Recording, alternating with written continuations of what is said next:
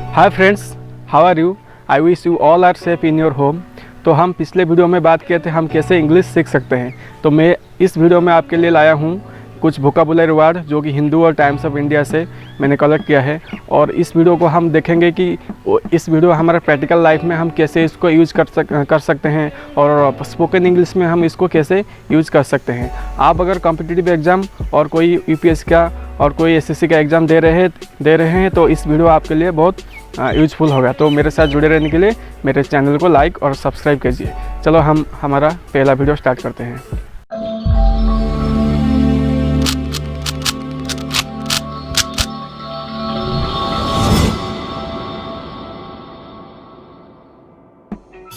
तो आज का पहला वर्ड है आस्पर्शन। ये एक नाउन है। इसका मतलब क्या है हिंदी में?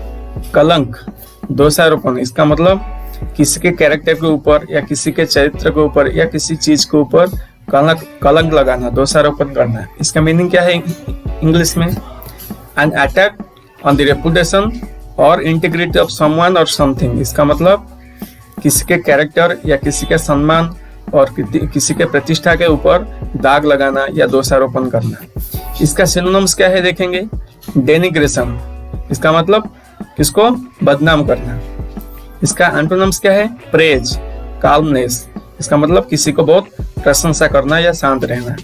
इसका एग्जाम्पल समझेंगे। इसको हम किस सेंटेंस में यूज कर सकते हैं और हम जब इंग्लिश बोलते हैं वहां पर भी कैसे इस वर्ड को यूज कर सकते हैं, जिसके कारण हमारा स्पीकिंग इंग्लिश बहुत अच्छा होगा। I don't think anyone is casting aspersion on you. इसका मतलब मुझे नहीं लगता कि कोई भी आपके ऊपर दोषारोपण कर रहा है या कलंक लगा रहा है या कोई भी लोग आपको कुछ कह रहा है। I don't permit to cast aspersion on my friend. इसका मतलब मेरे फ्रेंड के ऊपर कलंक लगाना या मेरे फ्रेंड को बदनाम करने के लिए मैं आपको कोई भी परमिशन नहीं दूंगा। नेक्स्ट वर्ड है इमैकुलेट। ये एक एडजेक्टिव है। इसका मतलब क्या है? निर्मल या बेदाग। जो चीज निर्मल है, बेदाग है, कुछ इसमें कोई दाग नहीं, इसको हम बोलते हैं इमैकुलेट। इसका मीनिंग क्या है इंग्लिश में देखेंगे? परफेक्टली क्लीन और नीट। जो चीज परफेक्टली साफ सुथरा है, क्लीन है या नीट एंड क्लीन है, इसको हम बोलते हैं इमैकुलेट। इसका सिनोनिम्स क्या है? क्लीन, स्पॉटलेस या साफ सुथरा या किसमें कोई दाग नहीं, स्पॉटलेस। इसका एंटोनिम्स है डैटी, ग्रूबी, बेयर। जो चीज खराब है या बहुत डैटी है, गंदा है, इसका एंटोनिम्स है, इमैकुलेट का एंटोनिम्स है। इसको हम समझेंगे हम कैसे इसको सेंटेंस में यूज कर सकते हैं। An immaculate white shirt. इसका मतलब एक निर्मल या बेदाग सफेद रंग का shirt.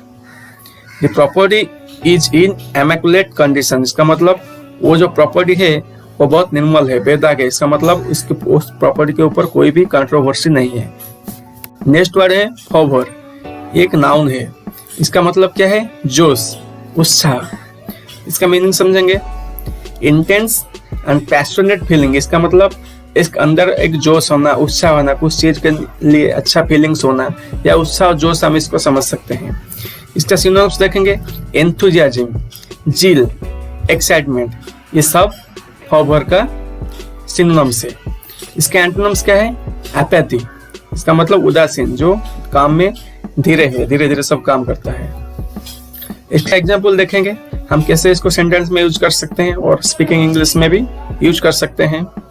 His speech arouses nationalist fervour. इसका मतलब उनके भाषण से राष्ट्रवादी उत्कंठा जाग उठी। He talked with all the fervor of a new convert। इसका मतलब उन्होंने एक नए रूपांतरण के लिए उत्साह के साथ बात की। नेक्स्ट वर्ड है कैलो। एक एडजेक्टिव है। इसका मतलब क्या है? अनुभवहीन। जो चीज, जो पर्सन, उनको कोई अनुभव नहीं है, किस बारे में कुछ भी अनुभव नहीं है, एक्सपीरियंस नहीं है, इसको हम बोलते हैं कैलो। इसका मीनिंग देखेंगे। Inexperience and immature person. इसका मतलब जो चीज, जो पर्सन इनएक्सपीरियंस है, कोई एक्सपीरियंस ही नहीं है, अनुभव ही नहीं है, अनुभवहीन पर्सन, और इमैच्योर पर्सन जिसका माइंड मैच्योर नहीं है, इसको हम बोल सकते हैं कैलो। इसका सिनोनिम्स क्या है? Immature, inexperience. इसका एंटोनिम्स क्या है? मैच्योर। इसका मतलब जिसका माइंड मैच्योर हो गया है, और एक्सपीरियंस जो एक्सपीरियंस है। इसको हम देखेंगे कैसे सेंटेंस में यूज कर सकते हैं। कैलो न्यू कमर, इसका मतलब एक अनुभवहीन न्यू कमर व नया लोग, एक लोग जो बहुत कम इसको एक्सपीरियंस है।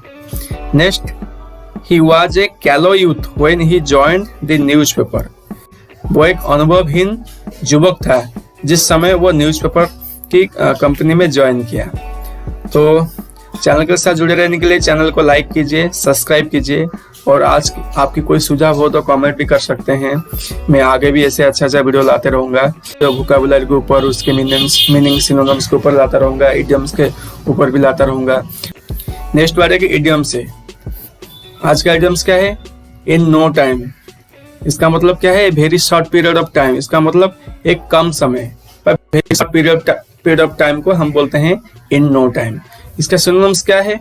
वेरी क्विक और इमीडिएटली, जो चीज वेरी क्विकली हो जाता है, वेरी क्विक और इमीडिएट हो जाता है, इसको बोलते हैं इन नो टाइम। इसको थोड़ा बेटर समझेंगे एग्जाम्पल के माध्यम से। I completed the project in no time at all, इसका मतलब मैं इस प्रोजेक्ट को बहुत कम समय में वेरी क्विकली इसको कंप्लीट कर दिया। If we all work together then it will be completed in no time, इसका मतलब अगर हम सब लोग मिलकर एक साथ काम करेंगे तो ये काम बहुत जल्दी या इमीडिएटली खत्म हो जाएगा।